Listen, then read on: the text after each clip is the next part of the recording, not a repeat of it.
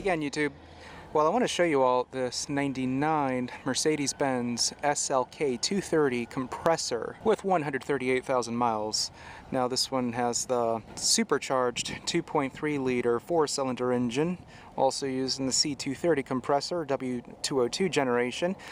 This generation SLK is known as the R170. It's mildly based on the W202 platform, and believe it or not, the Chrysler Crossfire also is based off this platform. It's pretty much identical inside. This car has a retractable hard top. It's a very pretty car. It reminds me of a SL R129 generation. Now again, the tire size, these 245 40/17s, of course it has rear disc brakes. Condition is just as fantastic on this side. The paint finish is just immaculate. This car was never repainted. It's not even wavy or anything like that. Check out the trunk, just push away over here. And you still have a usable trunk despite having this retractable hardtop. This space is meant for that top to fold in nicely, but if you want more trunk space and you don't intend on using the top, just pull this cover over here and like so, you have a full-size trunk. So this thing is beyond a grocery holder. First aid kit stored nicely to the side over here. You have this 6-disc CD changer, but the magazine is missing. Let's pull this back. Just close away over here. One thing I need to mention, compressor, that's German for supercharge, in case you guys weren't aware of that. And to look inside, I'm pretty sure this interior looks mighty familiar to you all. And yeah, it's the same exact interior you'll find in a Chrysler Crossfire. It's just as bad. While there's no problem with its looks, it's just the interior quality which is just awful. And I'll explain in a moment why. Now anyways, the door panel materials are pretty good, fortunately. Everything's just cushiony, even the armrest, little door pocket right there. There's no powered seat, just all manual mechanisms. Just pull that handle right there. This is to elevate the seat, so you need to pull yourself forward and the seat will elevate itself, but it's a very clumsy thing. You really have to apply lots of effort into it.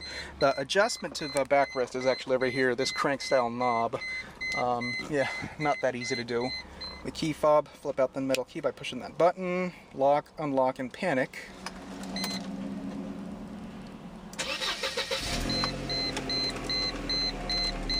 Sounds identical as my C230, which I should have made a tour of, I'm sorry.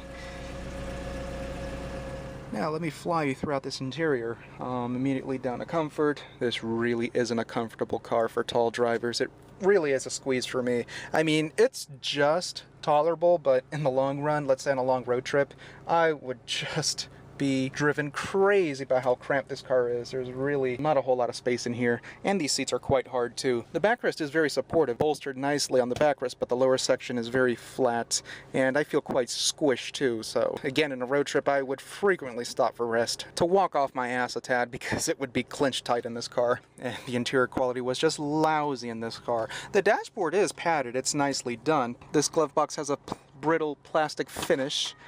You can see it's quite large, it's like a shovel, but notice how everything here, the entire assembly is cracking apart, like so, and the lid itself cracking too. You can see the hairline cracks traveling through here. I've spotted many SLKs of this generation and Crossfires where all these trim pieces are cracking apart. The climate control, simplest thing, dual zone. It's not automatic. The radio, push the tape button over here and eject. Entire screen will flip down and you can use cassettes. This is to flush the headlamps, stability control and traction control, hazards, door locks. This is to deactivate the alarm, let's say if the car is going to be towed so that the car won't start screaming. Both front windows have auto down functions. This car utilizes a 5-speed automatic, the 722.6 gearbox. Reliable gearbox, which you'll find in the Sprinter vans, SL500s, V12 powered Benzes, and even the Hemi powered Chryslers too. So yeah, it's not a difficult gearbox at all. This is the winter mode button. This makes the car take off in second gear, reduce wheel slippage in snowy conditions, but it's supposed to be an S so the car takes off normally. There is an ashtray in here. The most pathetic thing, usually these little covers break off. There's a little coin holder. Sometimes they stay stuck inward and you can't get them out. I do like this carbon fiber look though, I'll admit that. I did forget to mention that there is a cup holder up here. It actually works, but it's very flimsy, as you guys notice, and there's a little tray. Very difficult to see whatever change and etc. you have in there. But hey, it's a cup holder. This is to retract the top. I'll show you how that works later. And a little slit right there with the lighter. Non-smoker, fortunately. Now notice the finish of this plastic just peeling away. You notice again how the quality is just quite sucky in here. E-brake. A little storage right here in the center console with the phone. Armrest is cushiony. You have a little pouch up above right here. That's about it. The headliner is just bubbling on this top. Hopefully I'll be able to show you a little demo of this thing working. Steering wheel's nicely thick all the way around. It's leather wrapped, but it's badly worn right there. It's just peeling away. Horns are here to the side. Cruise control. Surprisingly, this doesn't have the monoblade wiper. The steering wheel does telescope. Just pull this latch right there and you can pull it towards you. It doesn't tilt. Headlamps right here. Pull for fogs. You only have the mirrors, no vanity light, but it probably won't be that necessary or wise to put anything complicated up there. You do have the dome light up above over here, the HomeLink garage door opener, and the rearview mirror dims, but I don't think it'll dim anymore. You can see how the fluid inside it started leaking away. And the sun visor on the driver's side, only with a mirror right there. Of course, you have your little sleeve. Alright, let me show you this top in motion. Hopefully it works. It wasn't really the most reliable system. Many of these were complete failures. Let me push this button. Windows go down. And yeah, this doesn't seem to be working. Unfortunately. Shucks. Well, anyways, you guys would have the idea. This entire top would just retract into the trunk, and this car would have looked so sexy if it had worked. And you have, again, this very attractive engine here. 2.3 liter, supercharged 4-cylinder, 193 horsepower. This is supposed to be a paint finish on here, but it looks like the previous owner either painted it with the silver or just scraped off the paint and left this aluminum look. The supercharger to this car doesn't work full time. As soon as you accelerate, it will activate. It works as a compressor like so. Let me accelerate it right here. And you're going to hear it click on. Heard it? Now just watch it over here. More fuel savings, I assume. Let me give it a good rev here.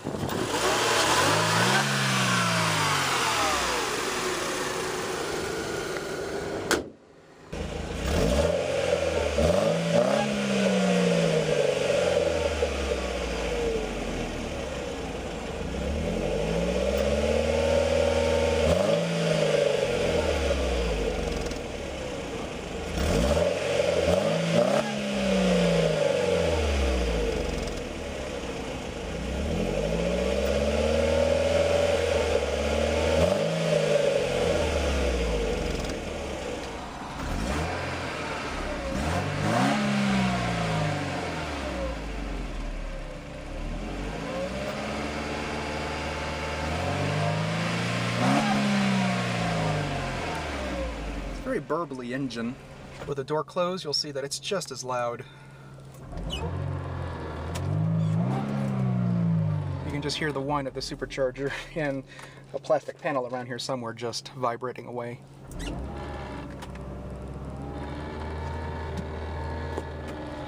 What the hell is that? That's vibrating. So YouTube, I just wanted to show you all this SLK. I don't believe I've ever toured an SLK before, though I have done 2 Crossfires in the past. Just wanted to show you all the flavor of this platform in Mercedes form. And I'd say in terms of looks and qualities, it's the better car to go for, but still the interior just sucks. But fortunately, the next generation SLK was a substantially better car. As always, YouTube, thanks for watching, and I hope you guys enjoyed this tour.